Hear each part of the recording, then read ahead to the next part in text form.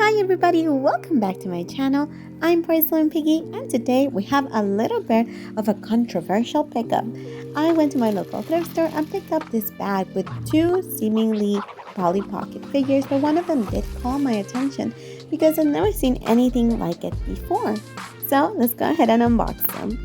The first is one of those new age Polly Pocket thingies. I've never had one of my own and it really just came as a random thing in the bag because they were just paired together and I just wanted the other one. But I was like, let's take a look at it. I've never really played with one and I wanted to see if it kept the magic that the real Polly Pocket sets used to have.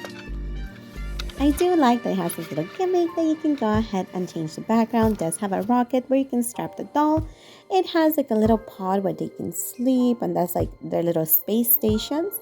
Actually really cute because it has a garden. There's a lot of details to it. It has a tiny little flag and some moonstones that she can explore. It looks like there's tracks. I wonder if she came with a vehicle because no dolls came with this playset, but I love this spaceship. I had no idea that it came out. I thought I had broken it and I was actually trying to break it because I wanted this spaceship. And I'm so happy that it comes off. Sorry. I'm a little clumsy sometimes. I was able to catch it. And it does have a little necklace hook. I am obsessed with this spaceship. I'm keeping it. The Polly Pocket said it's actually going back to the thrift. But I'm keeping this little thing because it opens. You can put all kinds of stuff inside. But now to our piece de resistance, which is this controversial little shell. Looking around, there are no markings, and it has this cute little coral color. It has a little bedroom, a little bit of a museum, a hat shop, and a front counter. When you scroll slightly down, you see a little camp area, a bridge, and a little bit of water. So it looks like it could be a river or a little port for the ocean. And now let's go ahead and look at the figures because it did bring some. The bag had a few figures in it. It had this little guy. And I think you're kind of starting to catch on who he is. This is Marshall from Animal Crossing. This is supposed to be Stitches from Animal Crossing as well. And we got pretty lucky because the bag does bring a lot of other characters as well. And even some accessories. So let's put these two guys down here and let's go ahead and look at the other characters. We have Isabelle and she looks super duper cute. And next we also have Anka and she looks really nice too. It also brings two peach trees that quickly help fill out the scene pretty well. And a drawer, I guess. And the proportion of the characters to each other is a little weird, but the setup is really cute. I love all the details, and you can put the little wardrobe there. I'm using the key from my other Polly Pocket to push these guys through, but not all of them fit through the details that were created. Anka does fit through it, while Stitches doesn't because of the size of his head, and the same thing would be with Marshall. Thing is, I will be keeping that key as well. I decided to see how they would look like in other Polly Pocket playsets, so if you want to expand the play, you could do so because they actually fit in really well. And Isabelle even fits inside the spaceship. I wanted to see if Stitches would fit because he'll pretty much let us know if Marshall would fit in there. And it'll be really cute to display him just because of all the color contrast. But unfortunately his head is a little too big and he doesn't quite fit. And with that, it's time to find out about who produced it. Who designed and created such a beautiful compact with such a cute idea because it just makes sense to see Animal Crossing in a little shell compact like Polly Pocket. So I did some snooping and found a video by Rachel Retro. She is another person who has had access to this compact and she actually pre-ordered it and then got it in the mail in box. The company that created it is My Potato Games and she mentions that there was some drama. Once I was snooping, I tried to find it, but I ended up in Big Potato Games, but it's not them. Big Potato Games are innocent. They're not the ones who created this compact, but the ones who actually made it are My Potato Games. And they actually had an announcement for September 8, 2021, letting their customers know that the long-anticipated Animal Crossing Clamshell Village was finally there, and it was a crossover of both an iconic and nostalgic game and toy. And so it wrapped it up. It provided a lot of images of it and some video because this was open for pre-order. And also apparently there was a little Zen garden available as well. From what I understand, is that this toy was one of the first things that they produced because prior to this post, they mainly just had information about video games that were similar to Animal Crossing, just like Harvest Moon and others. But from there on, they have also created other figures or like little sets, little play sets, just like this one from Stardew Valley. And if you're seeing this and you're like, oh my gosh, I can't live without this, well, it's still available. It's only $32 now, and I did find it at a thrift store for about $5.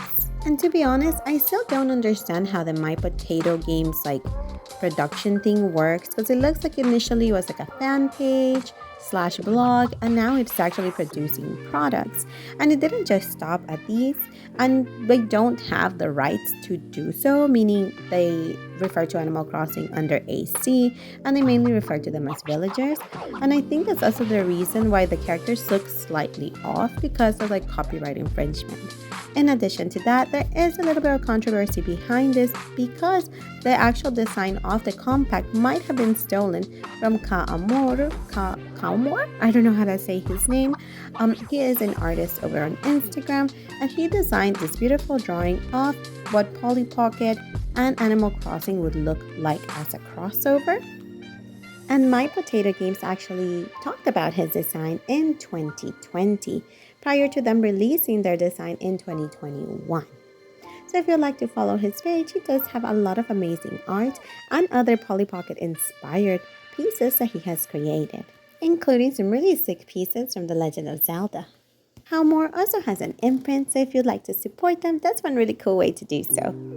I did do some additional research and looked at other articles from different sources that had additional art pieces by illustrators that had created similar renderings of the Polly Pocket crossing over with Animal Crossing. There are some amazing artists that have tackled this same topic with their own versions and interpretations. This is how inspiration works among artists. One inspires the other and everybody makes their own version. But is this intellectual theft, or is it just inspired by it? So let's go ahead and let's take a closer look. Starting off, we see that the shape of the compact is something similar. The inspiration for the one I currently have, made by My Potato Games, is the shape of a shell, and so was the one designed by Kaamor. In addition, many of the other compacts also show that the bottom part would be the garden with like an access to a water source, and that's also one of the things that we see in the My Big Potato Games piece. The thing that changes is that the tree is not a fixed feature. Next up, we go ahead and see the middle part where the counter and stairs would be. There are no stairs, but you can simulate where the stairs would be, and there is a counter piece or a counter section where the counter is located in Kaamor's art. Comes where things get a little bit tricky because it looks like what used to be part of the first floor in Kaamor's art has now become a part of the second floor. There's a transitional piece with an art leading into a shop, and instead of it just being like a little jar shop, an item shop, it's actually a hat shop. And on the top, it does end with a bedroom, just as the one in Kaamor's art. So what do you think? Do you think that this is inspiration, or do you think it's straight up intellectual theft? What it looks like to me is that My Big Potato Games knew about the art back in 2020, and that inspired them to create this in 2021. Although they might have wanted to create it similar or almost identical to that of Kaamor's drawings, they had to make some changes for it to be produced at a lower price, or for it to make sense with the scale of the figures that they were creating.